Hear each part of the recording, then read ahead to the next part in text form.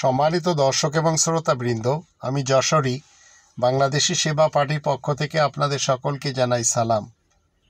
স্বৈরা শাসক যখন খুনি হাসিনা ছিল তখনও এই মৌলবীরা তাকে নিয়ে খুব গর্ব করত, তার বাবাকে নিয়েও করত। এখন যেই সে বিতাড়িত হয়েছে, পলায়ন করেছে, সেই মৌলবীরা পোল্টিবাস খেয়েছে। এখন তারা অন্য সিঁড়িতে চলে গেছে। এই মৌলবী যারা উলামা লীগ এবং উলামা দল করে, মনে রাখবেন এরা এই জাতির জন্য ভয়ঙ্কর। এরাই কাউকে কওমি জননী, কাউকে mother of democracy, mother of humanity বানায়। আর এরা সুযোগ পেলে নিজেদের ব্যক্তিত্বকে এক সিঁড়ি থেকে আর এক সিঁড়িতে নিয়ে যায়। এদের থেকে দূরে থাকুন। আপনি যেই দল করেন, এই দেশের স্বাধীনতার পেছনে বঙ্গবন্ধু, মরহুম বঙ্গবন্ধু শেখ মুজিবুর রহমান সাহেবের অবদান ছিল না, এটা আপনি বলতে পারবেন?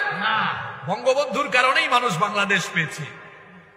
এই দেশের স্বাধীনতার স্বপ্নদ্রষ্টা, স্বাধীনতার মহানায়ক বঙ্গবন্ধু শেখ মুজিবুর রহমান, তাকে এই দেশের মানুষ চিরকাল স্মরণ রাখবে।